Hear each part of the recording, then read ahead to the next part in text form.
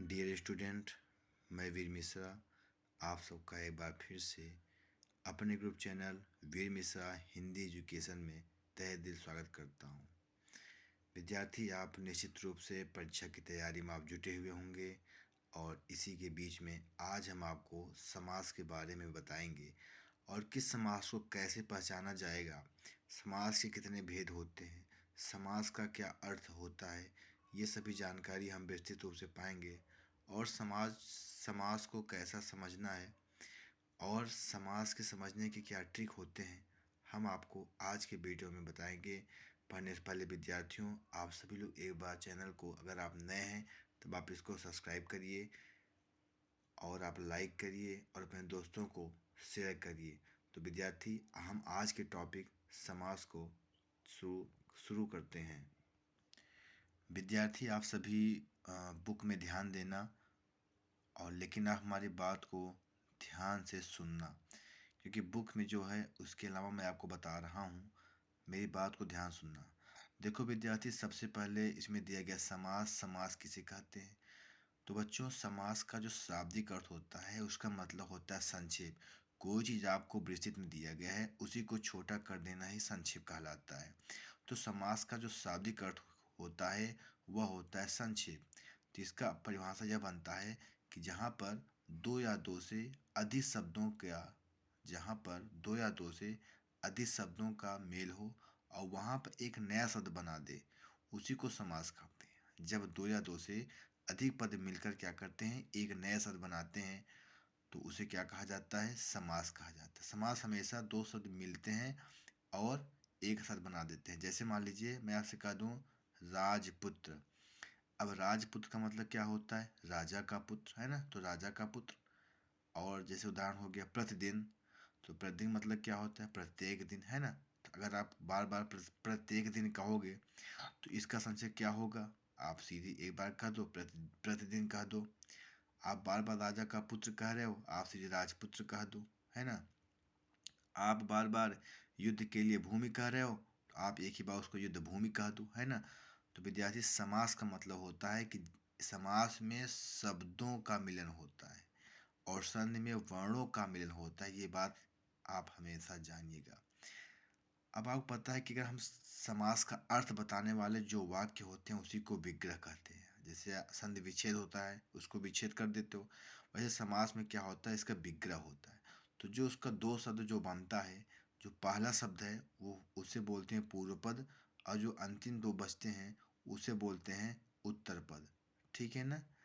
तो अब आइए शुरू करते हैं। जो समास है, समास के 6 भेद होते हैं: अव्ययीभाव समास, कर्मधारय, बहुब्रीहि, द्वंद्व, द्विगु और तत्पुरुष समास। विद्यार्थियों, बार बार पूछा जाता है कि छवों के नाम लिखिए, तो इसका एक ट्रिक है। अब तक दादा, फिर से बोल रहा हूँ, अब तक दादा। अब से क्या होगा? अ से हो जाएगा अव्ययीभाव समास, ब से हो जाएगा बहुब्रीहि समास, ता से हो जाएगा तत्पुरुष समास, का से होगा कर्मधारय समास और दादा एक दास होगा द्विगु समास और दूसरे से कर दो द्वंद्व समास। तो ये कोड है, ट्रिक है, अब तक दादा। इसको याद कर लो, आप कभी भी समास के प्रकार को नहीं भूलोगे। तो विद्यार्थी, हम शुरू करते हैं। पहला समास जो है अव्ययीभाव समास। ध्यान सुनना, सिर्फ किताब आपको देखना है लेकिन सुनना आपको हमारी मर्जी के अनुसार है, क्योंकि जब हम जो बोल रहे हैं आप उस पर ध्यान दीजिएगा। किताब बस एक जरिया है आपका देखने का। ध्यान सुनिएगा। अव्ययीभाव समास किसे कहते हैं? बहुत ध्यान सुना। अव्ययीभाव समास वह है कि जहाँ पर या जिस शब्द के पहले उपसर्ग लगा हो, फिर सुनना, जिस शब्द के पहले उपसर्ग लगा हो वहीं पर होता है अव्ययीभाव समास। जैसे मैं कह दूं, कौन कौन शब्द होते हैं उपसर्ग, हम उपसर्ग और प्रत्यय को पढ़ा देंगे अगली वीडियो में, लेकिन आप सुनिए पहले उपसर्ग कौन कौन से होते हैं। जैसे यथा, यानी कि जिस भी शब्द में आपको ये शब्द मिल जाए पहले तो आप समझ लेना वहाँ पर अव्ययीभाव समास है। जैसे यथा, प्रति, भर, निर, आ, अनु, उप, ये सभी क्या है? उपसर्ग होते हैं। उपसर्ग हमेशा पहले आते हैं, शब्द के पहले उपसर्ग आते हैं। तो समझ गए आप?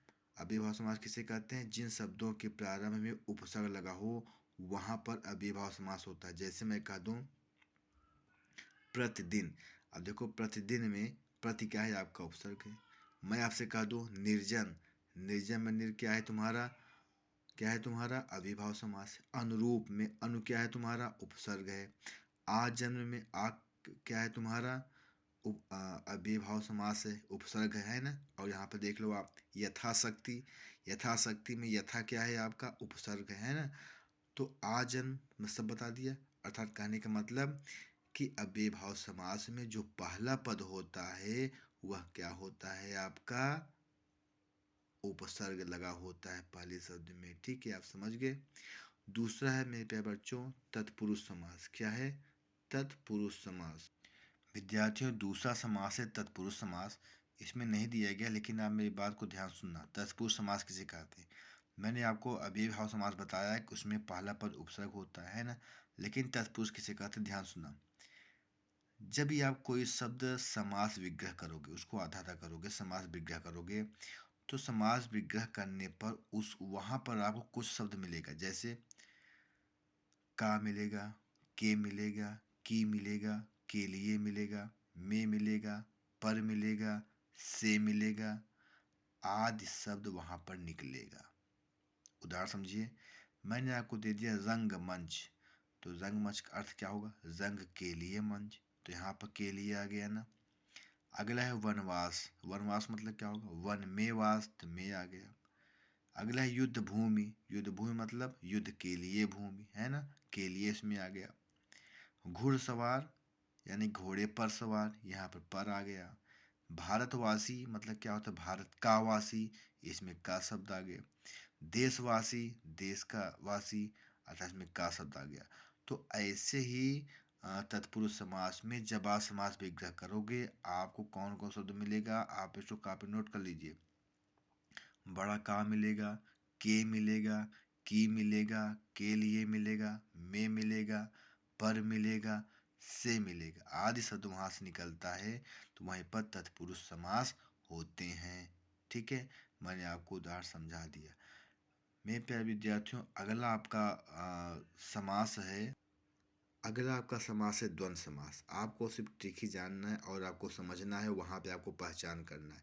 फिर भी आप परिभाषा देख लो आप द्वंद्व समास का। ध्यान देना कि जिस समास में आए हुए सभी पद समान विभक्ति वाले होते हैं और समास विग्रह जब किया जाता है तो में निकलता है या और निकलेगा। लेकिन आप हमारी बात सुनिए कि द्वंद्व समास आप कैसे कैसे पहचानोगे। इसको जान लेना कि आप द्वंद्व समास जहाँ भी लिखा रहेगा, जहाँ भी लिखा रहेगा उसके बीच में डैश लगा होगा और अलग करने पर वहाँ पे और शब्द निकलेगा। उदाहरण के लिए आप देखो, जैसे दिया गया है नर नारी, राजा रानी, माता पिता, शुभ अशुभ, आचार विचार। देखिए आप देखिए सभी के बीच में डैश लगाया गया है और जब उसका समास विग्रह किया गया तो उसके डैश का स्थान में क्या लगाया गया, और लगाया गया। तो चराचर में क्या है, चर और अचर हो गया। माता पिता के बीच में डैश होता है, माता और पिता हो जाएगा। पशु पक्षी है, पशु और पक्षी हो जाएगा। तो द्वंद्व समास का पहचाने का ट्रिक मैंने क्या बताया कि बीच में डैश लगा रहेगा और जो समास विग्रह करोगे तो वहाँ पर और शब्द लग जाएगा। अर्थात जहाँ पे जिन दो शब्दों के बीच में आप डैश देखिए तो वहीं पर समझ जाए द्वंद्व समास है। अगला आपका है द्विगु समास। द्विगु समास का जो पहला शब्द होता है समास विग्रह करने पर उसमें जो है पहला पद आपका संख्यावाचक हो, उसमें गिनती लिखी रही। जैसे मैं आपसे कह दूं चौराहा, अष्टावक्र, अष्टग्रह, नवरत्न, त्रिलोक, त्रिशूल, त्रिभुवन। अब देखिए सारे क्या है इसमें पहला गिनती से ही शुरू हो रहा है ना। सप्तद्वीप है, सात द्वीपों का समूह। चौराहा है, चार राहों का समूह। नवरत्न है, नवरत्नों का समूह। पंचगव है मतलब पांच गायों का समूह। त्रिलोक है, तीन लोकों का समूह है। त्रिशूल है, तीन कांटों का समूह। तो आपका जो है द्विगु समास में हमेशा पहली गिनती से ही शुरुआत होता है। अर्थात पहला पद उसके क्या होंगे, बिल्कुल संख्यावाचक होंगे। पूर्व पद क्या होगा, संख्यावाचक होगा। और उत्तर का जो होता है वह जो है उसकी विशेषता बताता है। तो कहने मतलब द्वीप कैसा है, सप्तद्वीप है ना। तो आप समझ गए कि जो जहाँ पे जिन दो शब्दों के बीच में डैश लगा हो वहाँ होता है द्वंद्व समास। और जिस भी शब्द के आगे गिनती लिखा हो, संख्यावाचक शब्द हो, वहाँ पे होता है तुम्हारा द्विगु समास। और अगला पद है आपका है कर्मधारय समास। बच्चे लोग जो है इसमें कर्मधारय समास और बहुब्रीहि समास बहुत कंफ्यूजन रहते हैं, इतना कंफ्यूजन रहते हैं कि वो समय पर वो जो है अपना दिमाग नहीं लगा पाते हैं, लेकिन आप ध्यान से आज समझ जाओगे।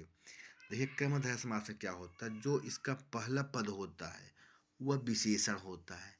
अब विशेषण किसका होगा, अक्सर दूसरे पद का। जैसे मैं आपसे कह दूँ, इसमें लिखा है नीलोत्पल। नीलोत्पल समास विग्रह करो, क्या हो जाएगा, नीला उत्पल। अर्थात कमल कैसा है तुम्हारा, नीला है ना। पीताम्बर, अंबर कैसा है, यानी वस्त्र कैसा है, पीला है ना। श्वेत कमल, कमल कैसा है, श्वेत है। अब देखिए जितना इसमें पहला आपको शब्द मिलेगा वो नीला, पीला, काला, श्वेत, रक्त, घनश्याम, चंद्रमुख ऐसे ही आपको मिलेंगे। लेकिन जो इसका दूसरा पद होगा, इसको हमेशा जान लो, कर्मधारय में जो पहला पद होगा वो दूसरे पद की जरूर विशेषता बताएगा, उसी को कहते हैं कर्मधारय समास। जिस समास में पहला पद विशेषण यानी विशेषता बताए, किसकी बताए, जो आपका पिछला वाला शब्द रहेगा। ठीक है, जब पहला पद विशेषण हो और दूसरा पद विशेष्य हो तो उसे क्या, वहाँ पर क्या होता है, कर्मधारय समास होता है। जैसे दिया है महादेव, अर्थात महान है जो देव, है ना। नील गगन, गगन कैसा है, नीला है।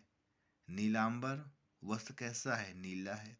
महापुरुष, पुरुष कैसा है, महान है ना। तो ये यहाँ पर क्या होता है, बिल्कुल तुम्हारा होगा कर्मधारय समास। अब तुम्हारा लास्ट है जिसे कहते हैं बहुव्रीहि समास।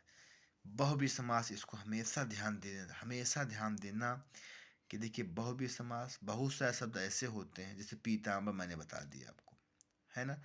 तो पीताम्बर में आपका बहुव्रीहि समास होगा और कर्मधारय दोनों समास होगा। बहुत सारे शब्द ऐसे हैं जहाँ पे कर्मधारय और बहुव्रीहि समास दोनों होते हैं।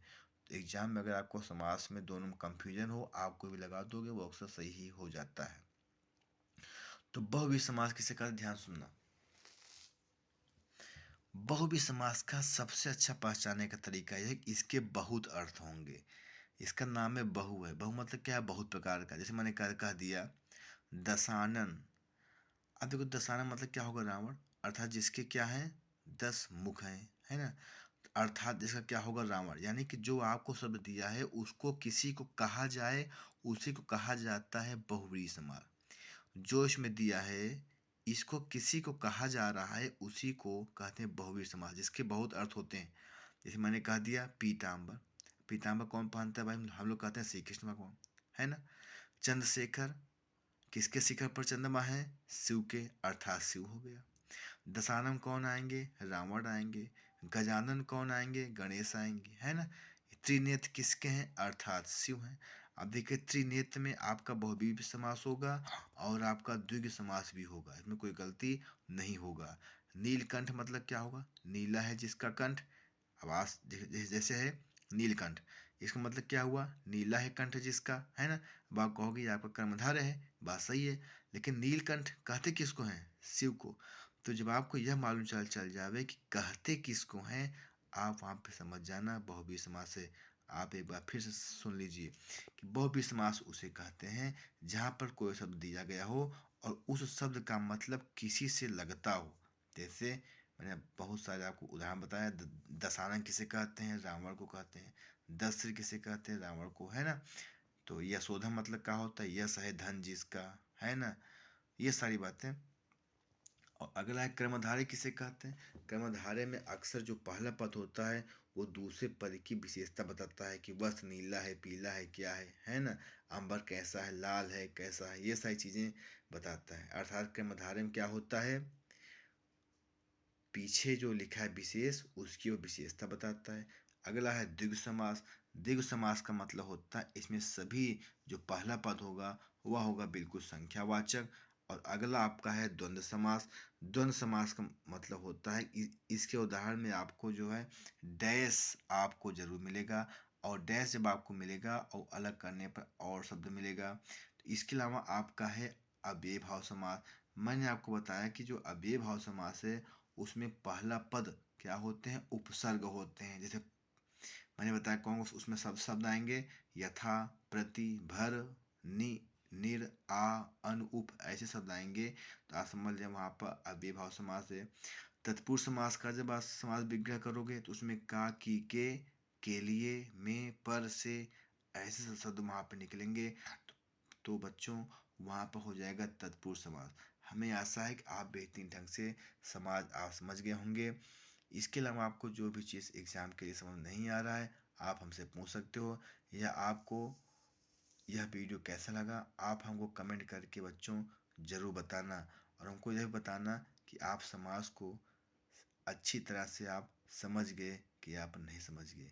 बच्चों आप कमेंट करना, हमको आपके कमेंट का बहुत ही इंतज़ार रहता है, क्योंकि आप लोग कमेंट करते हो, आप लोग सब्सक्राइब करते हो, आप लोग लाइक करते हो, तो उससे जो है हमको बिल्कुल प्रेरणा मिलती है और हमें अंदर से खुशी होती है और हमें एक नए उत्साह मिलता है कि हम अगले वीडियो हम आपको बनाएं। विद्यार्थियों कल हम आपको जो है तत्सम तद्भव का वीडियो बनाएंगे। विद्यार्थियों कल हम आपको तत्सम और तद्भव बताएंगे। आप कल की वीडियो जरूर देखना और यह वीडियो आपको कैसे लगी विद्यार्थी आप कमेंट में ज़रूर बताना। आप लोग ऐसे तैयारी करिए, हम आपके बिल्कुल साथ हैं। ठीक है विद्यार्थी, बहुत बहुत आप सबका धन्यवाद।